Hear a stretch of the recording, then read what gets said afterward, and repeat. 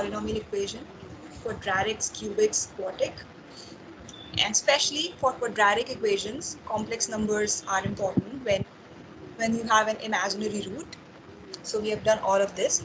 Now we will do the most important theorem of algebra, which is called fundamental theorem of algebra. Okay. So this theorem, have you guys heard of this theorem before? I think so. Do you know? I'm not sure, but Yeah. if I see the theorem, I might know it. Okay. Bhavna, you have heard of it? I think it might be like a different wording and like a completely different thing, but I No, no, think no. I'm not.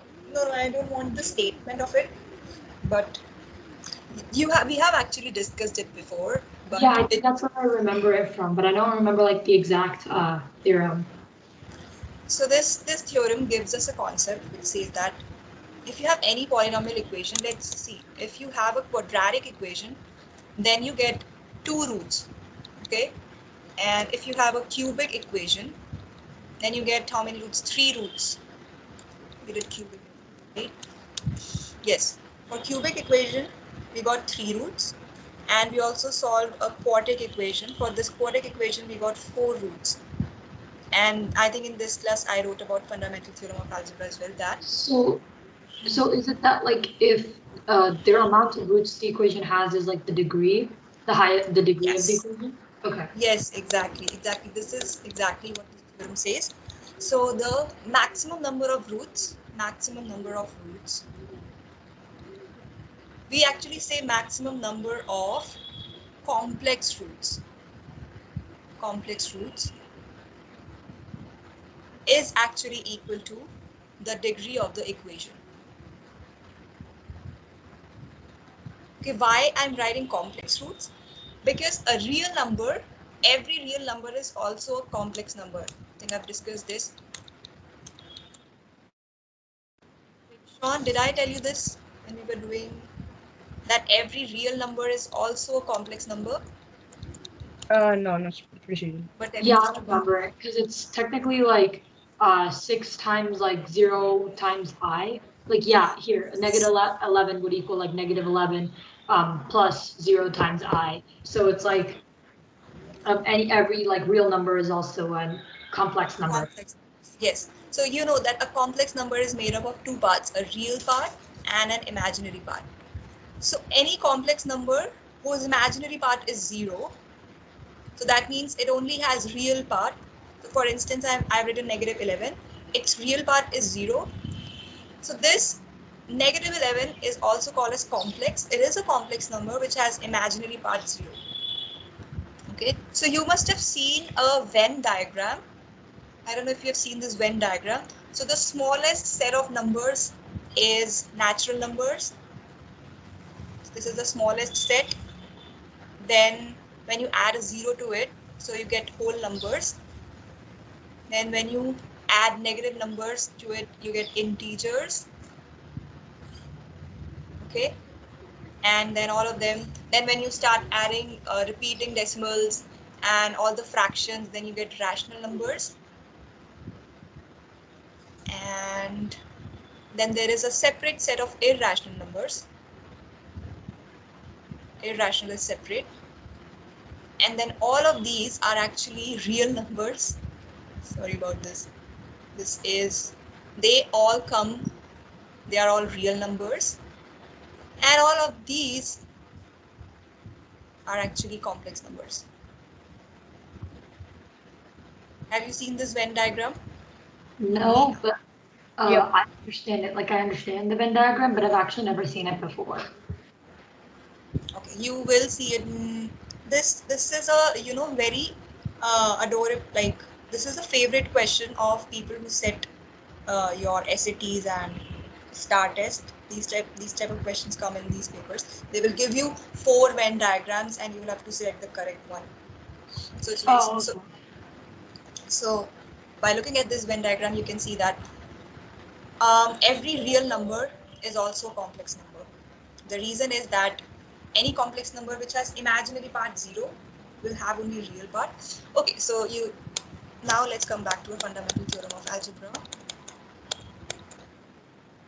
Yeah, so any polynomial equation will have maximum number of complex roots equal to its degree. Okay. Now the next theorem is, so we'll do couple of theorems today. First is fundamental theorem of algebra. Then second theorem is complex conjugate theorem. Complex conjugate theorem. This theorem says that if you have any polynomial equation and it has one complex root, for instance 3 plus 4i, it has one complex root. So this complex root will never occur alone. It will always have its conjugate pair. So if 3 plus 4i is one root, so there will be another root which will be 3 minus 4i, and these two are called conjugate pairs. Conjugate pairs. This brings to a question, what is the meaning of conjugate? The word conjugate. I think it's like I don't remember. Sean, do you know what is meaning of the word conjugate? No. Okay. Conjugate means opposite. In math, it means opposite. Okay. So what we do, if you have 3 plus 4i, and if this is root of any polynomial equation, so its conjugate, or we say its opposite, will also be a root, will also be other root of that polynomial equation, and we just change the sign of the imaginary number. This 4i is the imaginary number, so we just change the sign of that term. And so these two are called conjugate pairs. So complex roots will always occur in pairs. If you remember, we solved a cubic equation. You guys remember? Yeah, we solved this cubic equation. We got one real root. So this is purely real. And these two, they have imaginary part as well. And if you look at it, these two are nothing but conjugate pairs. Can you see this? Just the only difference is the sign. This is plus 2 root 3i and this is negative 2 root 3i. So complex roots will always occur in pairs. They will never occur alone.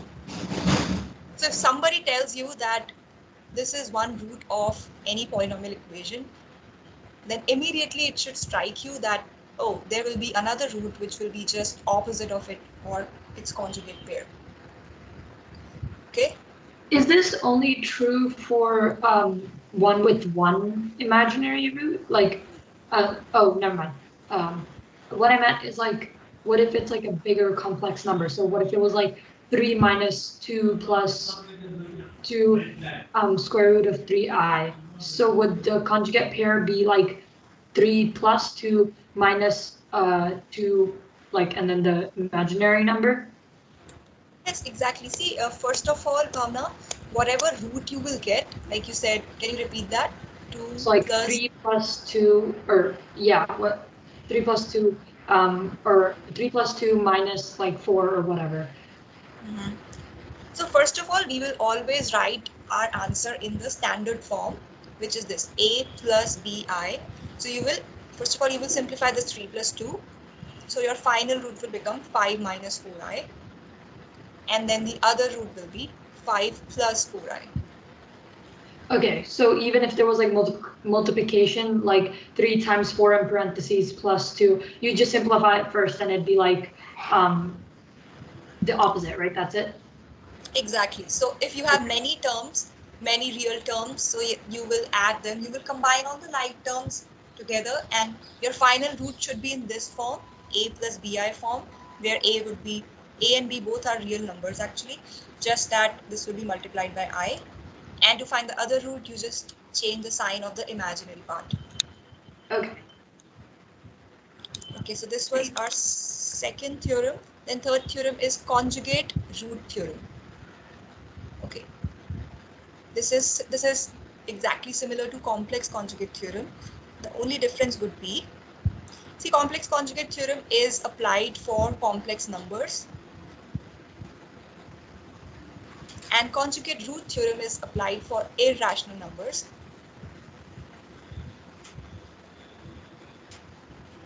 Okay, irrational numbers. Can you guys tell me, can you guys give me any example of an irrational number? Pi.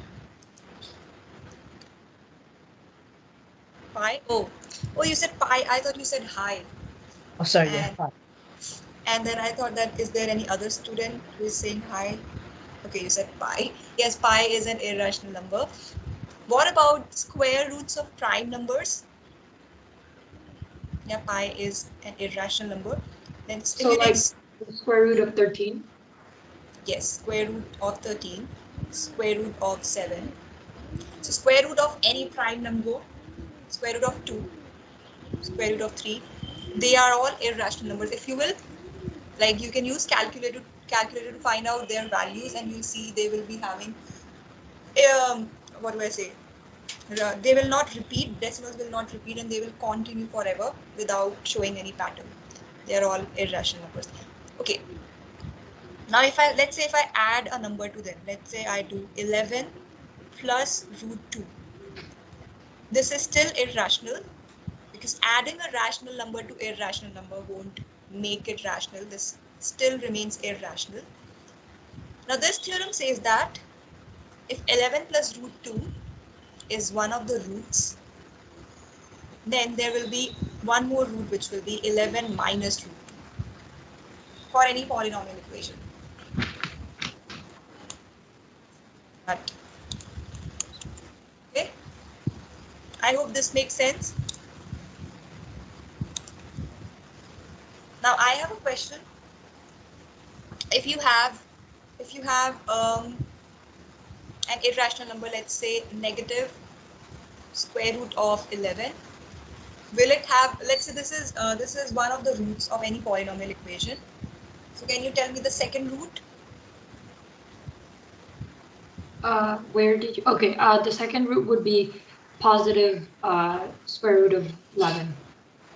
Yes, positive square root of 11. Similarly, it will work for complex numbers as well. If you have, let's say, 8i, so it just has imaginary part.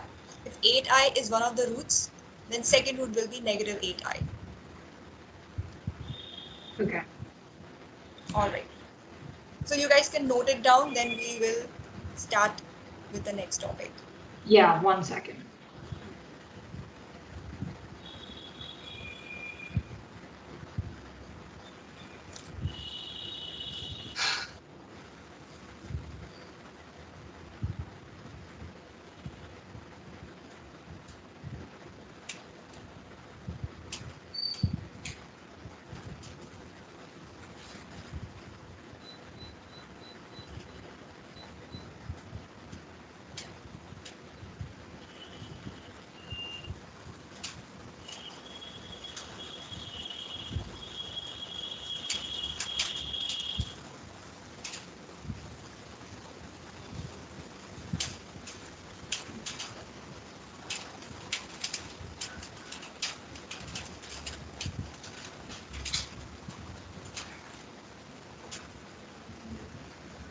I will also All give right. you the exact statement.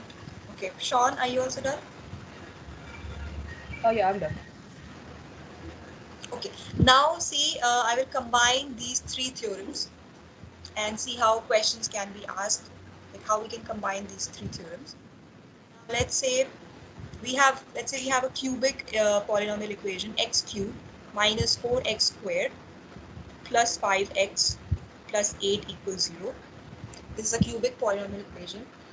And so by fundamental theorem of algebra, we know that it will have maximum 3 roots. Okay, we know that it will have maximum 3 roots. But how many out of those 3 roots will be real and how many will be complex? Like, I know real numbers are also complex numbers, but here specifically I mean those complex numbers which will also have imaginary part. So for instance, yes? No, sorry. Go on. Okay, if you remember that cubic equation that we solved, here we got one real number, one real solution, and two complex solutions. Okay, so this is one possibility, that we can have one real solution and two complex solutions. Can get 3 complex solutions? Can this be a possibility? 3 complex and then 0 real? No, because then the third complex root would also have to have a conjugate pair. Yes, because yes, so here we combine the conjugate root theorem and fundamental theorem of algebra. So what are the possibilities for a cubic equation? This is not possible. Either it can have one real solution and 2 complex solutions, or it can have all the 3 real solutions. All the solutions can be real, then complex will be just 0. So this is a possibility and this is a possibility. Okay. I hope this makes sense. Yeah, could I just jot this down? Can you give me a minute? Yeah, we'll do one more problem. Let's talk about a polynomial equation of 5th degree. 5-degree polynomial equation. Okay, so Sean and Bhavna, can you guys list down all the possibilities?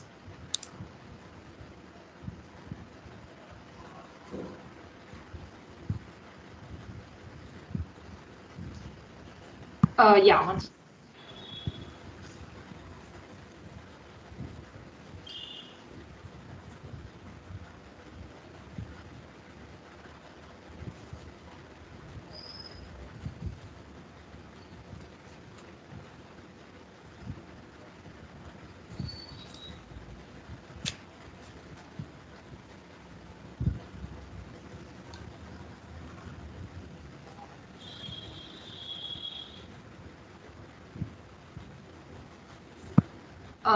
Can I say what I think is the answer? I think Sean is quiet from a long time. Let's hear from Sean. Yeah. Yes, What? Sean. Can you tell the possibilities for number of real roots and complex roots? Like, One real number and 4 complex numbers. okay, 2 real and 3 complex. okay, And 3 real and 2 complex numbers. these are the 3 possibilities. Yep. Okay, Bhavna, do you have the same answer or you have different answer? The first one I have the same answer. The third one too, I have that one, 3 and then 2. But the middle one I disagree with because you need to, every complex number root, like a new root, complex root, has a conjugate pair. So it can't be an odd number, it has to be an even number. So I disagree with that one. And then I had one more, which is 5 real numbers and then 0 complex numbers. Okay, yes, Sean, because so complex conjugate theorem says that complex roots will always occur in pairs. So number of complex roots can never be an odd number, because if it is odd, so you won't be able to make pairs out of it. You'll be able to make one pair, but then one will be left alone. So this is not a possibility. Okay, Sean? Okay, yeah, I get it. Okay. Um, okay,